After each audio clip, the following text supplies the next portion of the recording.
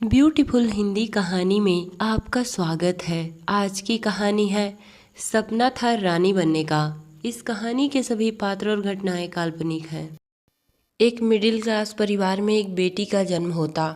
उस बच्ची के जन्म से पहले उसकी एक और बहन थी। घर वालों के मन में था कि इस बार बेटा पैदा होगा, पर ऐसा कुछ नहीं हुआ। इस बार भी बेटी ही पैदा हुई। बेटी पैदा होने की खबर सुनकर सारे घर वाले ऐसे मायूस हो गए मानो घर में बच्चा पैदा नहीं हुआ बल्कि किसी की मौत हुई है। बेटे की आस में बैठे घर के सभी लोगों को जब ये बात पता चली कि घर में बेटा नहीं बेटी पैदा हुई, तो लोगों ने उसकी माँ को कोसना शुरू कर दिया कि ये कुलच्छनी हर बार बेटी ही पैदा करेगी। पर माँ तो माँ होती है, उसकी ममता का कोई मोल नहीं होता। पर वो भी ताने सुन सुन के थक चुकी थी। इतने ताने सहने के बाद वो भी भगवान से मनाने लगी कि हे भगवान, इस नन्ही सी जान को अपने पास बुला लो, क्योंकि मेरी बच्ची का इस घर में या इस समाज में कोई इज्जत नहीं और आगे भी हो पाए पता नहीं। क्योंकि जब अपने घर वाले ही अपनी औलाद को दुत्कारने लगे तो लोगों से क्या उम्मीद। पर भगवान को तो कुछ और ही मंजूर था। बच्ची धीरे धीरे बड़ी हो गई। वो जितनी ही बड़ी होती गई उसकी खूबसूरती उतनी ही निखरती गई।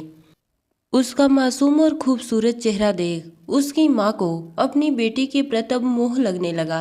उसने भगवान से प्रार्थना करना शुरू कर दिया कि हे भगवान, मेरी बेटी को जिंदा रखना, मेरी बेटी को कुछ मत करना।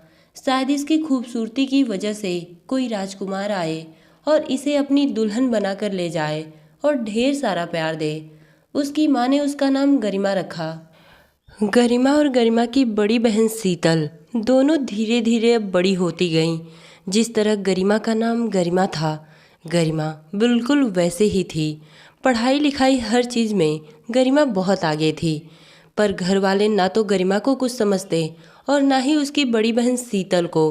उसके पिताजी और दादाजी के लिए गरिमा और गरिमा की बहन शीतल सिर्फ और सिर्फ एक बोझ थी। घर वाले बस यही सोचते कि इन दोनों बहनों से किसी तरह छुटकारा मिल जाए। कुछ दिन बाद घर वालों ने पहले शीतल की शादी की और उसके कुछ दिन बाद गरिमा की।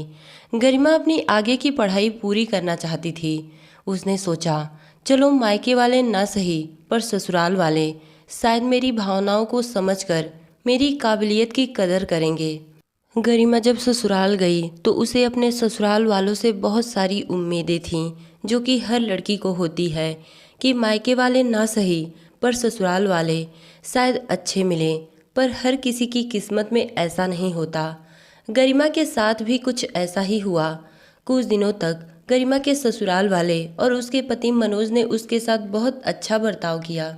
पर कुछ दिन बाद उन लोगों ने अपना रवैया दिखाना शुरू कर दिया।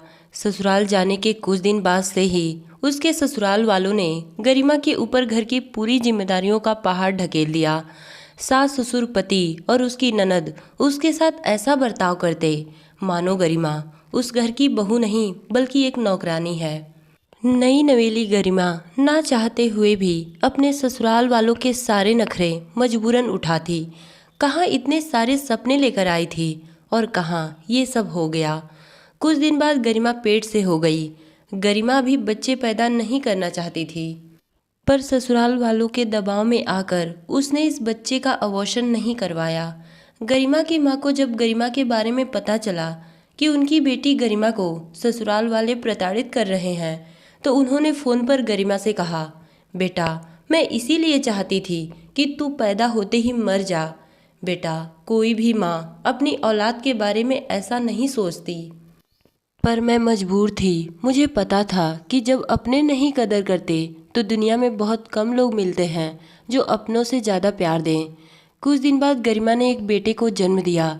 गरिमा को जब बेटा पैदा हुआ तो गरिमा के ससुराल वाले खुश तो हुए, पर उन लोगों ने गरिमा की कोई कदर नहीं की। बच्चा पैदा होने के एक हफ्ते बाद ही उन लोगों ने गरिमा के हाथ से उसके बच्चे को छीन लिया और गरिमा को फिर से घर की जिम्मेदारियों में ढकेल दिया। बेचारी गरिमा करती भी क्या, मजबूरन वो अपने काम में जुट गई। एक दिन गरिमा ने सोचा, ना तो मेरी कदर मेरे मायके में है और ना ही ससुराल में। ससुराल और मायके दोनों के बीच की मैं कठपुतली बन गई हूँ। क्या यही मेरी जिंदगी है? क्या औरतें सिर्फ और सिर्फ मायके और ससुराल वालों के बीच की कठपुतली बनकर जीने के लिए पैदा होती हैं? बहुत कुछ सोचने के बाद गरिमा के मन में आया, नहीं, मैं ऐसी जिंदगी नहीं जी सकती। इतना सब कुछ करने के बावजूद भी इस घर में मेरी कोई कदर नहीं है। गरिमा ये बात बहुत अच्छे तरीके से जानती थी कि मेरा बेटा पैदा होने की वजह से मैं इस घर में हूँ, वरना इन लोग तो कब का मुझे इस घर से निकाल चुके होते। और उसे ये बात अच्छे से पता थी कि मेरे ना रहने पर भी मेरे ससुराल वाले मेरे बेटे का अच्छे से ख्याल करेंगे, क्योंकि ये इनके घर का वारिस है। अगर बेटी होती तो कब का मार देते। यही सब सोचने विचारने के बाद गरिमा अपने कलेजे पर पत्थर रखकर एक रात अपने छोटे से बच्चे को छोड़कर अपने ससुराल से बहुत दूर चली गई। सुबह सुबह घर में गरिमा की मौजूदगी ना होने पर घर में हड़कंप मच गया। ससुराल वालों ने गरिमा को बहुत ढूंढा पर गरिमा नहीं मिली। गरिमा पता नहीं कहाँ चली गई थी। ससुराल वालों ने उसके मिलने की उम्मीद छोड़ दी। समय अपनी गति से चलने लगा। गरिमा का बेटा अब धीरे धीरे बड़ा हो गया और स्कूल जाने लगा। एक दिन की बात है, गरिमा का बेटा जिस स्कूल में पढ़ता था, गरिमा उसी स्कूल के गेट के सामने जाकर खड़ी हो गई। गरिमा का पति मनोज जब अपने बेटे को स्कूल से लेने गया तो वो वहाँ पर अचानक गरिमा को देखकर चौंक गया और बोला, तुम यहाँ पर क्या कर रही हो और आज तक तुम कहाँ पर थी? गरिमा ने गुस्से में अपने पति मनोज से कहा कि मैं कहाँ पर थी और कहाँ पर नहीं थी, इससे तुमसे क्या मतलब? मैं तो अपने बेटे से मिलने आई हूँ और मिलकर चली भी जाऊँगी, क्योंकि मुझे अब तुम जैसे लोगों का साथ नहीं चाहिए, क्योंकि अब मैं अपने मेहनत और बलबूते से अपने पैरों पर खड़ी हो गई हूँ। गरिमा के पति मनोज ने गरिमा से पूछा, ऐसा कौन सा काम तुम्हें मिल गया है जिस वजह से तुम्हारी बातें बहुत बड़ी बड़ी निकल रही है? गरिमा ने कहा, अब मैं एक पुलिस ऑफिसर बन गई हूँ। मायके में 12वीं की पढ़ाई तो मैंने की ही थी। तुम लोगों के घर से जाने के बाद मैं अपनी सहेली के घर गई और उससे मदद मांगी। मेरी सहेली मेरी मदद करना तो नहीं चाहती थी, पर मैं उसके सामने रोई गिड़गिड़ाई तो उसने हाँ कर दिया और कुछ दिन तक उसी के घर पर रहकर मैंने अपनी आगे की पढ़ाई पूरी की। उसके बाद मैंने पुलिस का फॉर्म भरा। किस्मत ने मेरा साथ दिया और आज मैं एक पुलिस पोस्ट पर काम करती हूँ और अब मेरी भी एक पहचान है। तुम्हारे घर पर रहती तो चूल्हा चौका के अलावा मेरी और कोई जिंदगी ही नहीं थी। और इतना सब कुछ करने के बाद भी तुम लोगों को जब भी जी में आता मुझे पीटते। गरिमा और उसके पति मनोज में अभी यही बातें हो रही थी।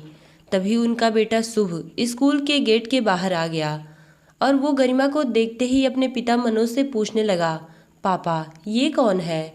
गरिमा समझ गई कि यही उसका बेटा शुभ है। गरिमा ने शुभ को अपने सीने से लगा लिया। अपने बेटे शुभ से मिलने जुलने के बाद गरिमा वहाँ से जाने लगी। तभी शुभ ने गरिमा को रोकते हुए पूछा, आप कौन हैं? गरिमा ने रोते हुए अपने बेटे शुभ से कहा, बेटा कोई नहीं, बस आप मुझे अच्छे लगे तो मैंने आपको गले से लगा लिया। अच्छा ठीक है, अपना ख्याल रखना, अब मैं चलती हूँ। गरिमा जब जाने लगी तो मनोज गरिमा को रोकते हुए बोला, गरिमा रुक जाओ, मैं भी तुम्हारे साथ चलूँगा। मैंने आज तक शादी नहीं की, मुझे माफ़ कर दो। मैं उस वक्त अपनी माँ और बहन के बहकावे में आकर तुम्हें उल्टा सीधा कहता और मारता पीटता, पर अब मुझे अपने किए पर पछतावा है। बहुत कुछ सोचने के बाद गरिमा ने अपने पति मनोज को अपने साथ रहने की इजाज़त दे दी। पर उसने मनोज से कहा, मनोज शायद आज तुम्हें यकीन हो गया कि अगर मैं एक अच्छी बीबी और एक अच्छी बहू बनकर तुम्हारे घर में सिमट कर यूं ही रह जाती तो आज तुम भी मेरी कदर नहीं करते और मुझे वही जिल्लत भरी ज़िंदगी जीनी पड़ती। आज मैंने अपने पैरों पर खड़ा होकर अपनी पहचान बना ली है, तभी तुम मेरे साथ खड़े हो, वरना नहीं खड़े रहते। तो दोस्तों, ये कहानी आपको कैसी लगी कमेंट में बताइएगा। धन्यवाद।